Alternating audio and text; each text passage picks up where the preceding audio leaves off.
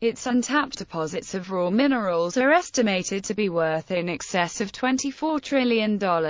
Despite this, the economy has declined drastically since the mid-1980s. At the time of its independence in 1960, the Democratic Republic of the Congo was the second most industrialized country in Africa after South Africa. It boasted a thriving mining sector and its agriculture sector was relatively productive. Since then, corruption, war and political instability have been a severe detriment to further growth, today leaving DRC with a GDP per capita among the world's lowest. Economic implications of conflicts. The two recent conflicts, which began in 1996, have dramatically reduced national output and government revenue, have increased external debt, and have resulted in deaths of more than 5 million people from war, and associated famine and disease. Malnutrition affects approximately two-thirds of the country's population. Agriculture is the mainstay of the economy, accounting for 57.9% of GDP in 1997. In 1996, agriculture employed 66% of the workforce. Rich in minerals, the Democratic Republic of the Congo has a difficult history of predatory mineral extraction, which has been at the heart of many struggles within the country for many decades, but particularly in the 1990s. The economy of the third-largest country in Africa relies heavily on mining. However, much economic activity occurs in the informal sector and is not reflected in GDP data. In 2006, Transparency International ranked the Democratic Republic of the Congo 156 out of 163 countries in the Corruption Perception Index, tying Bangladesh, Chad, and Sudan with a 2.0 rating. President Joseph Kabila established the Commission of Repression of Economic Crimes upon his ascension to power in 2001. The conflicts in the DRC were over water, minerals, and other resources. Political agendas have worsened the economy because very few people are benefiting in times of crisis while they let the people they are leading suffer. Made worse because of national and international corporations which are corrupt. The corporations allow the fighting for resources to continue simply because they continue to benefit from it. Many deaths are the result of not having basic needs, which shows how the economy affects its people who are also treated like slaves. There have been lots of refugees since the fighting in 1998, which doesn't help the poverty issue in the country. Taxes are not used for they are supposed to be used for because of those corrupt leaders fulfilling their own objectives instead of the country's needs. The DRC is consistently rated the lowest on the UN Human Development Index. Economic history. Before Leopold, Portuguese traders showed up around the 1480s and found that the people would be good slaves, which led them to stopping any political power that could stop the slave trade. They traded weapons for the slaves, which led to anarchy all across the nation. After Leopold, forced labor was important for the rural sector. The corporations that dominated the economy were mostly owned by Belgium, but British capital also played an important role. Independence caused the Congo to become the most industrialized country in sub-Saharan Africa, after South Africa. 1950s was a period of rising income and expectations. Called the best public health system in Africa, huge wealth disparity. The Belgian companies favored workers in certain areas more and exported them to work in different areas, and they took away opportunities from other people. The favored groups also got better education and were able to secure jobs to people in the same ethnic group, which caused tensions to rise. In 1960 there were only 16 university graduates out of 20 million people in the country. Belgium still had economic power and independence gave little opportunity for improvement. No elite, no trouble, before independence equals after independence.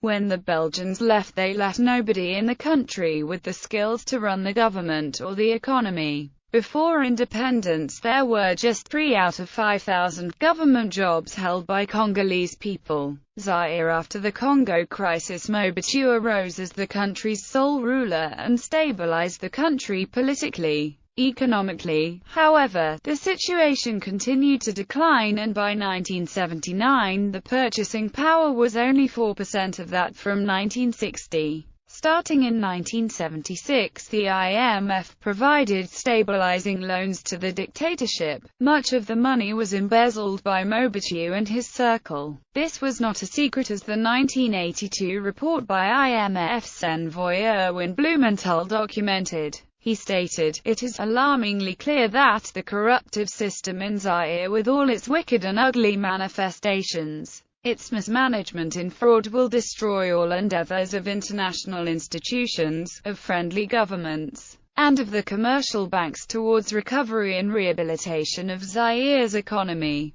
Blumenthal indicated that there was no chance that creditors would ever recover their loans. Yet the IMF and the World Bank continued to lend money that was either embezzled, stolen, or wasted on elephant projects. Structural adjustment programs, implemented as a condition of IMF loans, cut support for healthcare, education, and infrastructure. 1990s International Bank for Reconstruction and Development Trust Fund for the Congo. Poor infrastructure, an uncertain legal framework, corruption, and lack of openness in government economic policy and financial operations remain a brake on investment and growth. A number of International Monetary Fund and World Bank missions have met with the new government to help it develop a coherent economic plan, but associated reforms are on hold. Faced with continued currency depreciation, the government resorted to more drastic measures and in January 1999 banned the widespread use of U.S. dollars for all domestic commercial transactions, a position it later adjusted.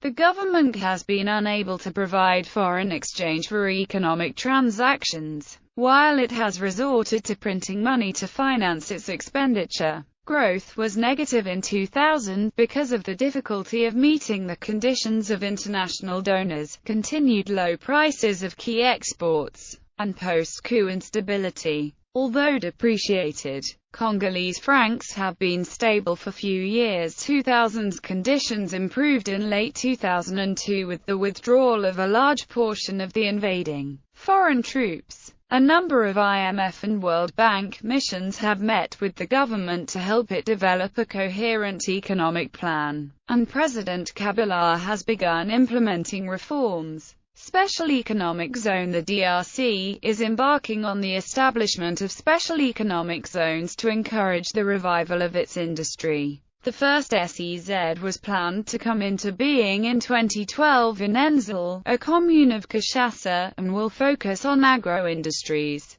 The Congolese authorities also planned to open another zone dedicated to mining and a third dedicated to cement. There are 3 phases to the program that each have their own objectives. Phase 1 was the precursor to the actual investment in the special economic zone, where policymakers agreed to the framework. The framework was studied for its establishment, and to predict the potential market demand for the land. Stage 1 of Phase 2 involved submitting laws for the special economic zone, finding good sites for businesses, and currently there is an effort to help the government attract foreign investment. Stage 2 of Phase 2 hasn't been started yet, and it involves assisting the government in creating framework for the country, creating an overall plan for the site, figuring out what the environmental impact of the project will be, and guessing how much it will cost and what the return can be made on the investment.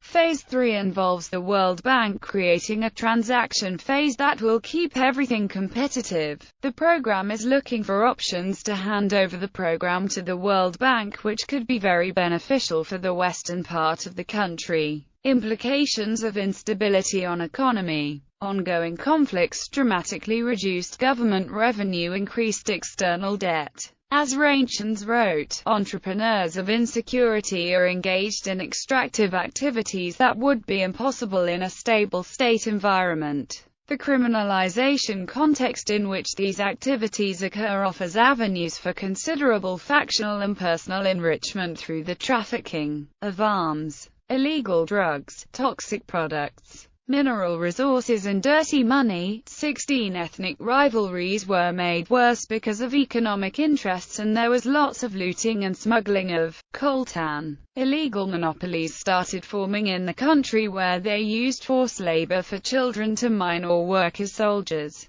National parks were overrun with people looking to exploit minerals and resources. Increased poverty and hunger from the war, and that increased the hunting of rare wildlife. Education was denied when the country was under foreign control, and very few people make money of the minerals in the country. The national resources are not the root cause for the continued fighting in the region. However, the competition has become an incentive to keep fighting. 1. The DRC's level of economic freedom is one of the lowest in the world, putting it in the repressed category. The armed militias fight with the government in the eastern section of the country over the mining sector or the corruption of the government, and weak policies lead to the instabilities of the economy. The abuse of human rights also ruins economic activity, considering that the DRC has a 7% unemployment rate, but still has one of the lowest GDPs per capita in the world.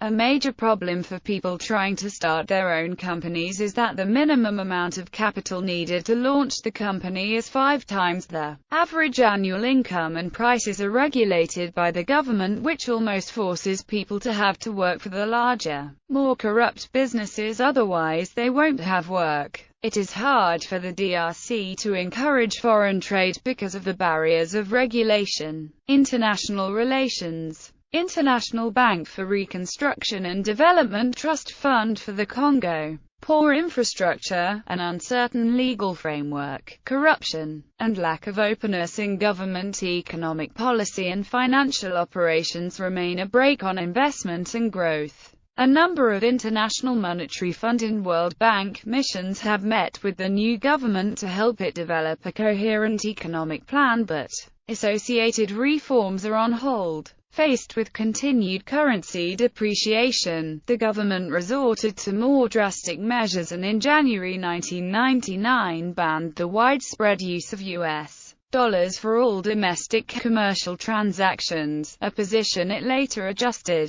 The government has been unable to provide foreign exchange for economic transactions, while it has resorted to printing money to finance its expenditure. Growth was negative in 2000 because of the difficulty of meeting the conditions of international donors, continued low prices of key exports, and post-coup instability. 125 companies in 2003 contributed to the conflict in DRC, showing the corruption. World Bank, with the help of the International Development Association, the DRC has worked toward the re-establishment of social services. This is done by giving 15 million people access to basic health services and giving bed nets to prevent malaria from spreading to people. With the Emergency Demobilization and Reintegration Program, more than 107,000 adults and 34,000 child soldiers stood down their militarized posture. The travel time from Lubumbashi to Kasamno in Katanga went down from 7 days to 2 hours because of the improved roads, which led to the decrease of prices of main goods by 60%. With the help of the IFC, KfW, and the EU, the DRC improved its businesses by reducing the time it took to create a business by 51%.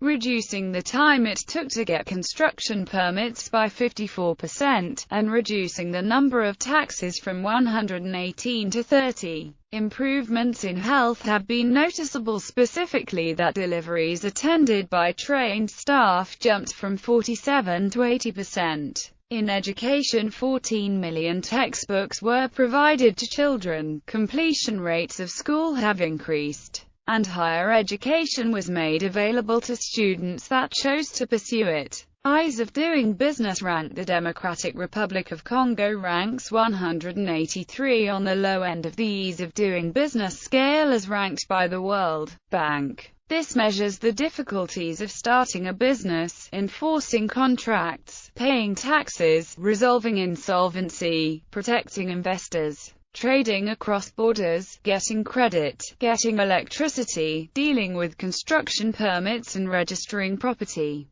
Noticeable changes in the ease of doing business rank from 2015 to 2016 are an 83 rank increase in the ability to start businesses from 172 to 89. Another noticeable change was the rank of dealing with construction permits, which increased from 157 to 131. International Monetary Fund, the IMF, plans on giving the DRC a $1 billion loan after its 2-year suspension after it failed to give details about a mining deal from one of its state-owned mines and an Israeli billionaire, Dan Gertler. The loan may be necessary for the country because there will be elections in December 2016 for the next president, and the cost of funding this would range around $1.1 billion. The biggest problem with the vote is getting a country of 68 million people the size of Western Europe to polling stations with less than 1,860 miles of paved roads. Sectors. Agriculture. Agriculture is the mainstay of the economy, accounting for 57.9% of the GDP in 1997. Main cash crops include coffee, palm oil, rubber, cotton, sugar, tea, and cocoa. Food crops include cassava, plantains, maize, groundnuts, and rice. In 1996, agriculture employed 66% of the workforce. Fishing. The Democratic Republic of Congo also possesses 50% of Africa's forests and a river system that could provide hydroelectric power to the entire continent. According to a United Nations report on the country's strategic significance and its potential role as an economic power in Central Africa, fish are the single most important source of animal protein in the DRC. Total production of marine, river, and lake fisheries in 2003 was estimated at 222,965 tons, all but 5,000 tons from inland waters. PMARZA, a state agency, carries on marine fishing. Forestry. Forests cover 60% of the total land area. There are vast timber resources, and commercial development of the country's 61 million hectares of exploitable wooded area is only beginning. The Mayombe area of Congo was once the major center of timber exploitation, but forests in this area were nearly depleted. The more extensive forest regions of the central Cuvette and of the Ubangi River Valley have increasingly been tapped. Roundwood removals were estimated at 72,170,000 cubic meters in 2003, about 95% for fuel. Some 14 species are presently being harvested. Exports of forest products in 2003 totaled $25.7 million.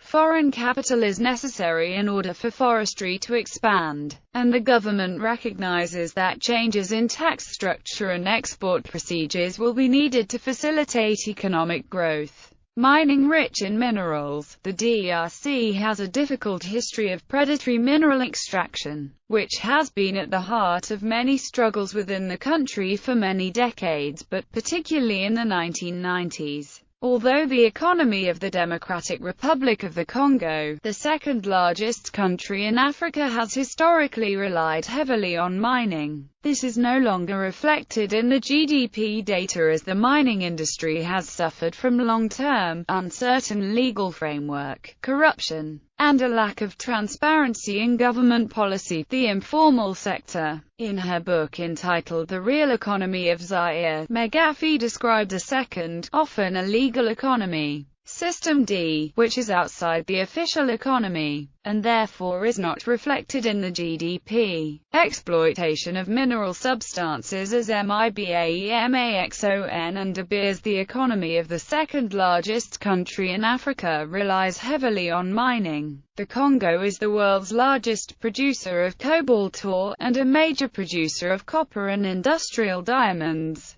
The Congo has 70% of the world's coltan, and more than 30% of the world's diamond reserves, mostly in the form of small, industrial diamonds. The coltan is a major source of tantalum, which is used in the fabrication of electronic components in computers and mobile phones. In 2002, tin was discovered in the east of the country, but, to date, mining has been on a small scale. Smuggling of the conflict minerals, coltan and cassiterite, has helped fuel the war in the eastern Congo. Copper and Cobalt. Katanga Mining Limited, a London-based company, owns the Lulu metallurgical plant, which has a capacity of 175,000 tons of copper and 8,000 tons of cobalt per year, making it the largest cobalt refinery in the world. After a major rehabilitation program, the company restarted copper production in December 2007 and cobalt production in May 2008. Informal sector. Much economic activity occurs in the informal sector and is not reflected in GDP data. Transport.